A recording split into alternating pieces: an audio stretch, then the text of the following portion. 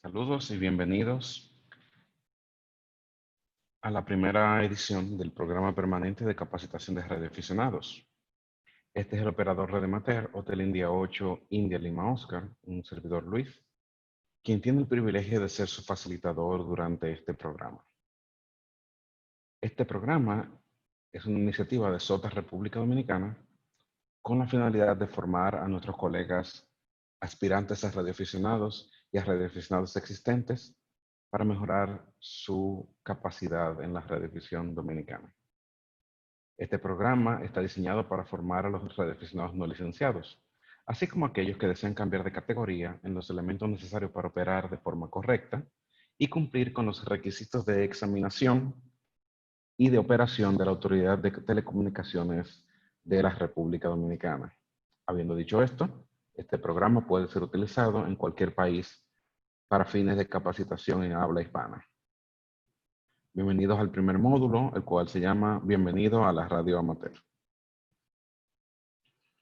En este módulo introductorio hablaremos sobre SOTA República Dominicana, la organización que patrocina este programa, el programa permanente de capacitación de radioaficionados mismo, y daremos una pincelada introductoria a la radioafición, su historia, quién hace las reglas para los radioaficionados y por qué, así como principios generales de electricidad. Hay que señalar que con la única excepción de las informaciones relacionadas a la Autoridad de Telecomunicaciones de la República Dominicana, los conceptos aprendidos aquí pueden ser utilizados por cualquier radioaficionado en cualquier país. Así que iniciamos formalmente con este programa. Así que futuras estaciones atentas para aprender. Primeramente hablemos sobre SOTA República Dominicana. El programa SOTA o Summits on the Air es un esquema de premios para radioaficionados que fomenta la operación portátil en áreas montañosas. SOTA República Dominicana es una organización basada en la República Dominicana que promueve la operación de estaciones de radioaficionados en las cimas previamente catalogadas como medio de promoción del ecoturismo sostenible y la radioafición en general. El programa permanente de capacitación de radioaficionados de SOTA República Dominicana tiene como propósito mejorar el estado del arte de la radioafición en la República Dominicana y a lo largo del mundo, al capacitar de manera constante a los radioaficionados en los elementos conceptuales y prácticos necesarios para operar, primeramente de manera eficiente, segundo en todo tipo de condiciones, tercero en todo tipo de misiones y cuarto cumpliendo con las reglamentaciones de las autoridades de la República Dominicana y, por qué no, del mundo. ¿Qué es la radioafición? El servicio de aficionados, de acuerdo a la Unión Internacional de las Telecomunicaciones, ITU, es definido como un servicio de radiocomunicación que tiene por objeto la instrucción individual, la intercomunicación y los estudios técnicos efectuados por aficionados, es decir, por personas debidamente autorizadas que se interesan en la radiotecnia con carácter exclusivamente personal y sin fines de lucro. La radiodifusión ha existido desde el comienzo de las comunicaciones por radio. No pasó mucho tiempo después de que Marconi cruzara el Atlántico en 1901, antes de que personas curiosas comenzaran a experimentar con la tecnología inalámbrica. La radiodifusión se inventó más o menos junto con la transmisión y la telegrafía inalámbricas. Las primeras licencias de aficionados fueron otorgadas en Estados Unidos en el año 1912 y a partir de ese momento el número de radioaficionados creció rápidamente. Las primeras estaciones utilizaban chispa, literalmente un arco eléctrico vigoroso y ruidoso para generar ondas de radio. Ineficiente y peligrosa, la chispa pronto fue reemplazada por transmisores de tubos de vacío mucho más efectivos. A fines de la década de 1920, tanto la voz como el código Morse se podían escuchar en las ondas de radio. La radio se hizo muy popular, conectando instantáneamente a comunidades e individuos como nunca antes. A medida que la comunicación por radio se generalizó, en Estados Unidos se creó la Comisión Federal de Comunicaciones, o FCC, que junto a otras entidades regulatorias a nivel mundial, comenzó a regular los usos competitivos de la radio, incluyendo los usos comerciales, la transmisión, mensajes comerciales, servicios de noticias, comunicaciones militares y seguridad pública. El servicio amateur, que es el nombre legal de la radio amateur, fue creado en Estados Unidos en el 1934 y desde entonces se ha expandido en tamaño y en capacidad. En la República Dominicana fue creada la Dirección General de Telecomunicaciones y luego esta a su vez fue sustituida por el Instituto Dominicano de las Telecomunicaciones para regular las telecomunicaciones en la República Dominicana, incluido el servicio de aficionados. Los aficionados, expertos en las formas de radio, desempeñaron papeles cruciales durante la Segunda Guerra Mundial como operadores e ingenieros de radio. Después de la guerra, miles de radioaficionados recurrieron a la radio y a la electrónica como profesión, alimentando los rápidos avances en las comunicaciones durante los años 50 y 60. La radioafición evolucionó junto con la industria. Era común abarcar el mundo con una estación de radio. El código Morse, cada vez más popular, ya ahora venía acompañado de señales de voz y radioteletipo. Los radioaficionados incluso inventaron una nueva forma de transmisión de imágenes llamada televisión de exploración lenta, que usaba transmisores y receptores de voz regulares. El primer satélite construido por aficionados fue llamado Oscar 1 y se lanzó en 1961 y transmitía un simple mensaje Morse a la Tierra durante varias semanas. A través de la década de 1970, los radioaficionados construyeron una extensa red de estaciones repetidoras para proporcionar comunicaciones regionales con radios móviles y portátiles de baja potencia. Esto en los Estados Unidos de América. Lo mismo fue realizado durante la década de los 80-90 en la República Dominicana. En las décadas de 1980 y 1990, los microprocesadores se aplicaron rápidamente a la radio, lo que aumentó en gran medida las capacidades de los equipos de radioaficionados y marcó un nuevo comienzo en la era de las comunicaciones digitales. La radio por paquetes, hoy conocida como APRS, era una adaptación de la tecnología de la red informática y fue desarrollada por los radioaficionados, lo cual hoy en día se usa ampliamente para comunicaciones comerciales y seguridad pública. La computadora personal, como en muchos otros campos, brindó a los aficionados una nueva y poderosa herramienta para el diseño, el modelado, la automatización de estaciones y el mantenimiento de los registros, además de hacer realidad las redes de computadoras de radioaficionados. Finalmente llegó el Internet y los radioaficionados adoptaron rápidamente la nueva tecnología para sus propios usos, tal como lo habían hecho muchas veces antes. ¿Por qué es necesaria la radioafición?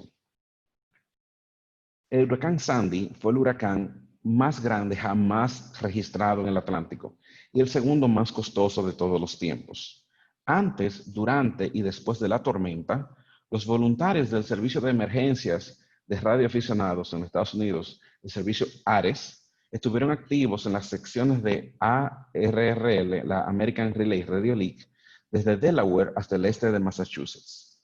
Los aficionados trabajaron estrechamente con el Servicio Meteorológico Nacional y el Centro Nacional de Huracanes para informar sobre las condiciones locales a medida que la tormenta avanzaba a tierra adentro.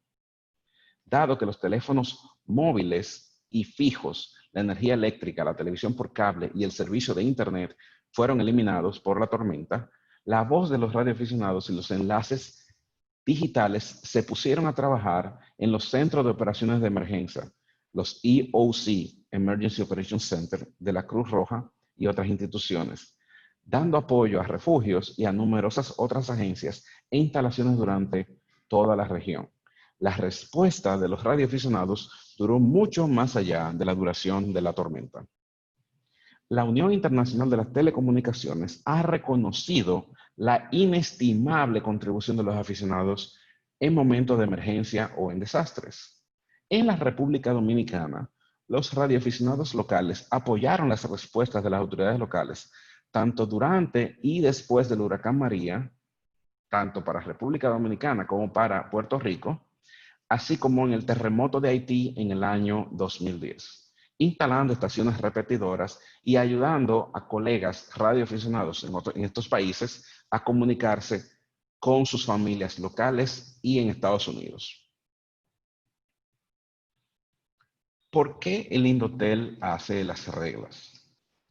La Unión Internacional de las Telecomunicaciones procede a la asignación internacional de las bandas de frecuencia con carácter general y posteriormente cada gobierno en particular decide la mejor forma de distribuir y particularizar los servicios bajo su jurisdicción en las bandas de frecuencia asignadas por la Unión Internacional de las Telecomunicaciones. Para la concesión de la autorización que permite emitir señales de radio, es necesario cumplir ciertos requisitos establecidos por cada gobierno o cada administración particular en cada país del mundo. La legislación internacional, es decir, las regulaciones de radio, establece que cada administración deberá tomar las medidas pertinentes que juzguen necesarias para comprobar la preparación técnica y operativa de las personas que aspiren a operar los aparatos de una estación de radioaficionados.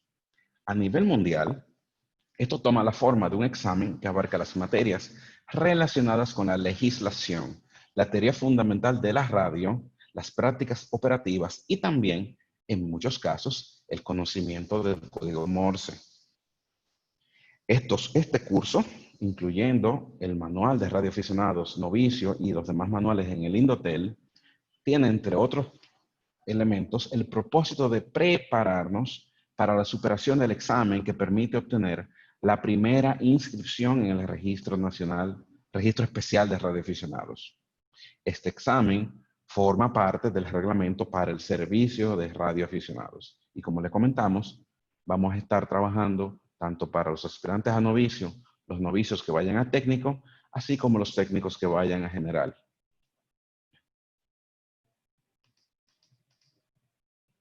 El Instituto Dominicano de las Telecomunicaciones es el órgano regulador creado por la Ley General de las Telecomunicaciones, la Ley 153-98. En el artículo 76 indica que se crea con carácter de entidad estatal descentralizada, con autonomía funcional, jurisdiccional y financiera, patrimonio propio y personalidad jurídica. Tendrá capacidad jurídica para adquirir derechos y contraer obligaciones. Realizará los actos y ejercerá los mandatos previstos en la presente ley y sus reglamentos y será inembargable. El artículo 77 de dicha ley indica que el órgano regulador tiene los siguientes objetivos. Primero, promover el desarrollo de las telecomunicaciones implementando el principio del servicio universal definido por esta ley. Garantizar la existencia de una competencia sostenible, leal y efectiva en la prestación de servicios públicos de telecomunicaciones. Defender y hacer efectivos los derechos de los clientes, usuarios y prestadores de dichos servicios, dictando los reglamentos pertinentes, haciendo cumplir las obligaciones correspondientes a las partes y, en su caso, sancionando a quienes no las cumplan de conformidad con las disposiciones contenidas en la presente ley y sus reglamentos. Y también velar por el uso eficiente del dominio público del espectro radioeléctrico. Es este órgano regulador quien dicta la resolución 99-03, la cual aprueba las enmiendas efectuadas al reglamento para el servicio de radioaficionados.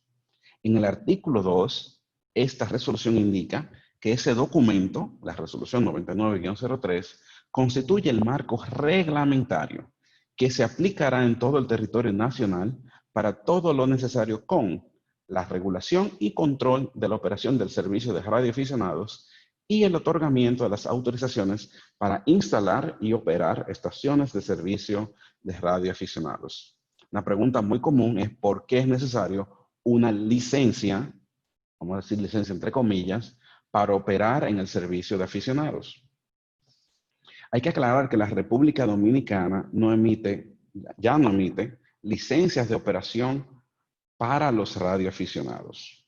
De acuerdo a la Ley General de Telecomunicaciones y el Reglamento para el Servicio de Radioaficionados, lo que el órgano regulador emite es una inscripción en el registro especial del Servicio de Radioaficionados.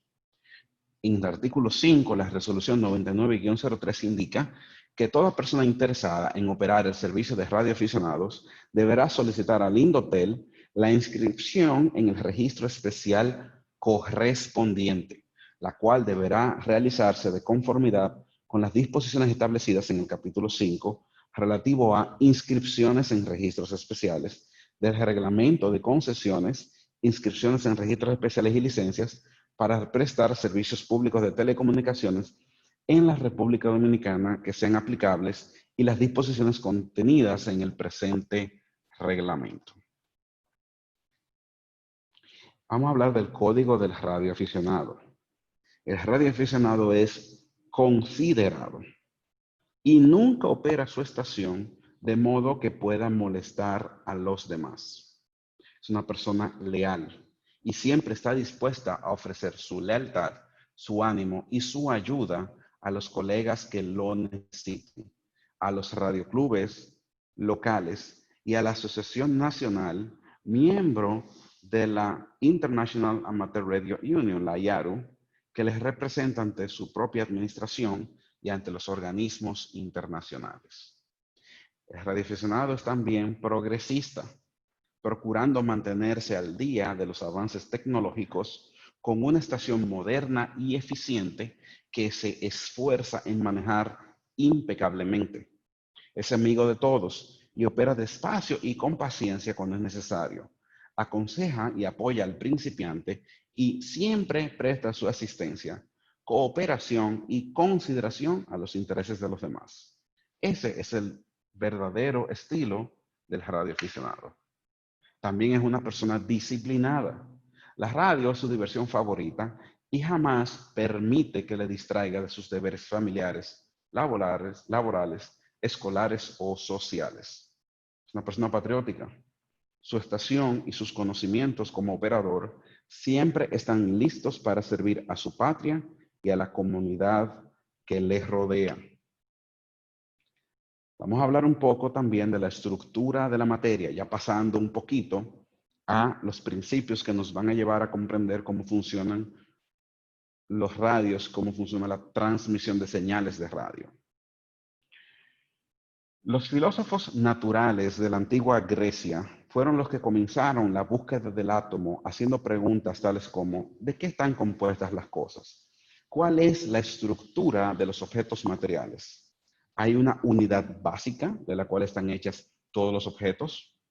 En el año 400 a.C., algunos filósofos griegos propusieron que la materia está hecha de bloques de construcción indivisibles, conocidos como átomos. Importante señalar que la palabra átomos en griego significa indivisible. Para estos primeros griegos, el asunto no podía ser continuamente dividido y dividido y dividido indefinidamente. Es decir, en algún momento en la materia debía haber una unidad básica o bloque de construcción que era indivisible y fundamental para su estructura. Este bloque de construcción indivisible del que estaba compuesta toda la materia se conoció como el átomo. Hipotéticamente, si por medios físicos separamos o dividimos al máximo una muestra de agua, pero siempre conservando las características originales, vamos a llegar a la última división de la misma, que es la molécula. Pero luego se descubrió que si seguíamos aumentando el poder visual de un microscopio electrónico, que es un tipo especial de microscopio, llegaríamos a ver que las moléculas están aisladas entre sí y que están formadas por partículas más pequeñas diferentes a las anteriores y que estas están a su vez formadas por tres partículas, dos iguales más pequeñas y una de mayor tamaño diferente a las anteriores. Estas partículas que pueden aislarse por medios químicos las conocemos por la denominación de átomos. En la actualidad se conocen 106 elementos simples o átomos diferentes Las diferentes combinaciones de átomos dan lugar a todos los compuestos conocidos y aún aquellos no conocidos. Y en definitiva, a la materia tal como la vemos a nuestro alrededor. Los cuerpos pueden ser simples o pueden ser compuestos, dependiendo de que sus moléculas estén formadas por átomos iguales o por átomos diferentes. Por ejemplo, el cobre, la plata, el aluminio son cuerpos simples. La sal, el azúcar, el papel son elementos compuestos. El átomo posee en su interior una zona densa, formada principalmente por los protones y los neutrones, y en el exterior una serie de capas que lo envuelven, en las que giran los electrones. Los electrones, los protones y los neutrones son los tres tipos de partículas más importantes que forman el átomo. En cada átomo normalmente hay un protón por cada electrón. Los electrones tienen carga negativa y los protones carga positiva. Y como los neutrones son partículas sin carga, podemos afirmar que el átomo en su estado normal es neutro. Todos los electrones de los átomos no giran alrededor del núcleo a una misma distancia y ni siquiera lo hacen en órbitas iguales. Algunos electrones describen órbitas circulares, otros describen órbitas elípticas, pero siempre agrupados por capas según la energía que poseen. Los electrones permanecen en las órbitas definidas en función de la energía que poseen y no pueden saltar de una órbita a otra sin que haya en el medio un aporte de energía. De esa forma, un electrón próximo al núcleo está más sujeto a la atracción de ese núcleo que un electrón de alguna de las capas más alejadas. Los electrones libres aparecen cuando se aplica sobre la materia alguna clase de energía que provoca una transformación en la misma. Los métodos utilizados en la práctica para obtener energía eléctrica son los siguientes: frotamiento, magnetismo, calor, luz, química y presión. Vamos a hablar un poquito de ellos. El frotamiento, la energía mecánica desarrollada al frotar, por ejemplo, una barra de lacre con un paño de lana, hace pasar electrones del paño a la barra, con lo que éste queda con carga negativa. El mismo ejemplo lo vemos cuando sometemos nuestro pelo a algún tipo de carga electrostática, producto de pasarnos un peine o pasarnos alguna lana sobre el pelo.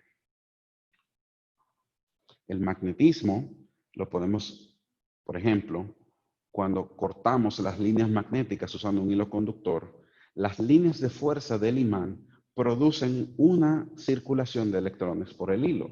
Y esto se utiliza para generar energía eléctrica. Podemos generar energía eléctrica con el calor. Calentando la unión de un par termoeléctrico, por ejemplo, el bismuto y el antimonio, circulan electrones por el conductor que une los extremos libres de ambos metales.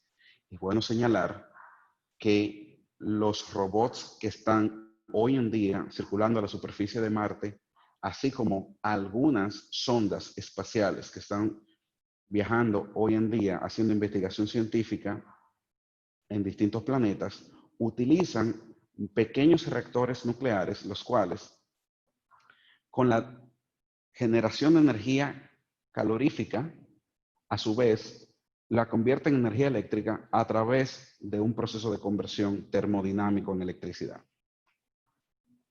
La luz.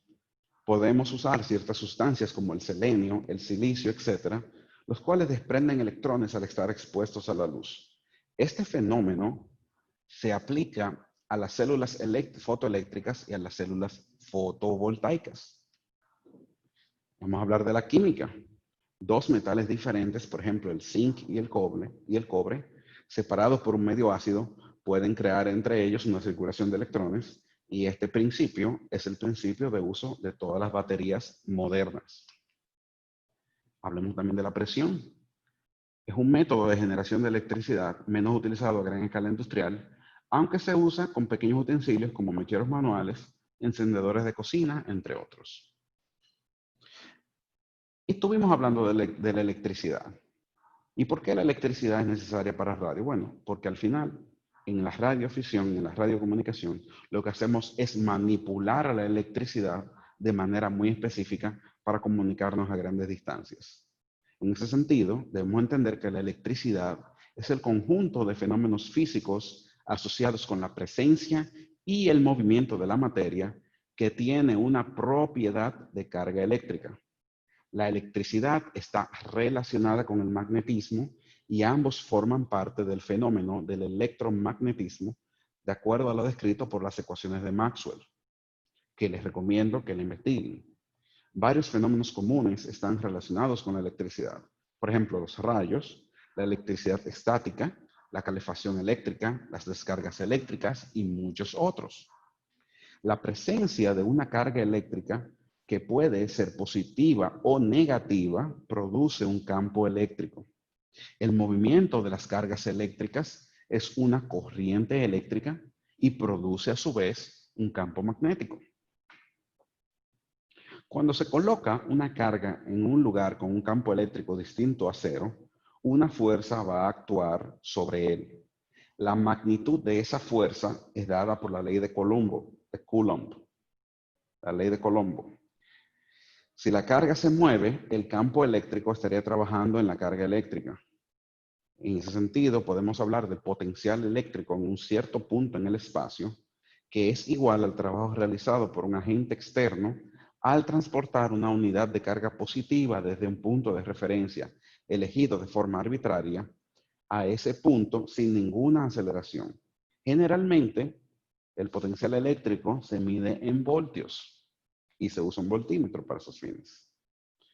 La electricidad está en el corazón de muchas tecnologías modernas y se utiliza para, por ejemplo, la energía eléctrica, donde se utiliza corriente eléctrica para energizar equipos, y la electrónica, que trata con circuitos eléctricos que involucran componentes eléctricos activos, tales como los tubos de vacío, los transistores, diodos, circuitos integrados y tecnologías de interconexión pasivas asociadas. La electroestática es la rama de la física que analiza los efectos mutuos que se producen entre los cuerpos como consecuencia de sus cargas eléctricas. Es decir, es el estudio de las cargas eléctricas en equilibrio. Y esto lo vamos a utilizar en radiofisión. La corriente eléctrica es el movimiento de electrones en un medio conductor resistivo o semiconductor. Hay varios tipos de corriente eléctrica. Para los fines prácticos, vamos a hablar de la corriente directa, DC, o la corriente continua, CC. Es un flujo continuo de electrones, el cual se mantiene constante durante todo el tiempo que esté aplicado. Un ejemplo de elementos que proporcionan corriente directa son las pilas o las baterías. Los paneles solares, por ejemplo, también proporcionan corriente directa. Las pilas y las baterías mantienen en sus bornes un diferencial de potencial o voltaje continuo. Otro tipo de corriente que vamos a utilizar es la corriente alterna, la cual es un flujo de electrones alterno, el cual varía a través del tiempo, pasando de un mínimo a un máximo varias veces dentro de un tiempo determinado, la cual conocemos como frecuencia. El paso de la corriente de un mínimo a un máximo se le denomina ciclo, y la cantidad de ciclos en un tiempo determinado se le denomina frecuencia. La frecuencia se mide en hercios. Cuando hablamos de voltaje, debemos decir que para que circule una corriente, es decir, un flujo de electrones, por un circuito es necesario proporcionar al mismo una fuerza electromotriz, es decir, tensión o voltaje. Esta fuerza electromotriz o voltaje es el que obliga a los electrones a moverse por el circuito, como dijimos hace un par de slides. Y su unidad de medida es el voltio. Hay voltajes directos, los que proporciona una pila, y hay voltajes alternos, como lo que proporciona la toma AC de una casa, la toma de corriente de una casa. Un voltaje alterno producirá una corriente alterna, mientras que un voltaje directo proporcionará o producirá una corriente directa. Mientras mayor voltaje o mayor tensión, va a haber un mayor flujo de electrones y por lo tanto una mayor corriente que se mide con la letra A. Y esa relación viene definida en la ley del Ohm, la ley de Ohmio. La corriente es el movimiento de los electrones y a mayor cantidad de electrones, como dijimos, habrá una mayor corriente. La unidad básica de la medida de corriente es el amperio, que se mide con la letra A, o se representa con la letra A. La resistencia es la oposición que pone un medio al movimiento de los electrones o corriente. Mientras mayor resistencia en un circuito, circulará una menor corriente en el mismo. La unidad de medida de la resistencia es el ohmio. Vamos a hablar entonces un poco más de resistencia. La corriente fluye por un circuito eléctrico siguiendo varias leyes definidas. La ley básica del flujo de la corriente es la ley del ohmio, llamada en honor al físico alemán George Ohm. Según la ley de Ohm, la cantidad de corriente que fluye por un circuito formado por resistencias puras es directamente proporcional a la fuerza electromotriz aplicada al circuito e inversamente proporcional a la resistencia total del circuito. Esta ley suele expresarse mediante la fórmula I es igual a V sobre R, siendo I la intensidad de la corriente en amperios, V la fuerza electromotriz en voltios y R la resistencia en ohmios. Y esa fórmula es una fórmula extremadamente importante para los radioaficionados. Vamos a hablar de los tipos de circuito. Un circuito en serie es aquel en que los dispositivos o elementos del circuito están dispuestos de tal manera que la totalidad de la corriente pasa a través de cada elemento sin división ni derivación en circuitos paralelos. Cuando en un circuito hay dos o más resistencias en serie, la resistencia total se calcula sumando los valores de dichas resistencias. Si las resistencias están en paralelo, el valor total de la resistencia del circuito se va a obtener mediante una fórmula que vamos a presentar más adelante. En un circuito en paralelo, los dispositivos eléctricos están dispuestos de manera que todos los polos, electrodos y terminales positivos se unen en un único conductor y todos los negativos en otro, de forma que cada unidad se encuentra en realidad en una derivación paralela. El valor de dos resistencias iguales en paralelo es igual a la mitad del valor de las resistencias componentes. Y en cada caso, el valor de las resistencias en paralelo es menor que el valor de la más pequeña de cada una de las resistencias implicadas. Vamos a hablar de algunas métricas o valores que tenemos que tomar en cuenta. El trabajo mecánico o eléctrico se va a medir en julios. Si se considera el trabajo realizado en la unidad de tiempo, aparece la magnitud potencia. En electricidad y electrónica, la potencia se mide en vatios. Un vatio es la potencia que realiza un trabajo de 1 julio en un tiempo de 1 segundo. Es decir, la potencia es igual a vatios sobre tiempo. Las tres expresiones de la potencia vendrían determinadas según que la midamos, utilizando respectivamente las unidades tensión y corriente, resistencia y corriente, o bien tensión y resistencia. ¿Por qué este valor es importante o esta medida es importante?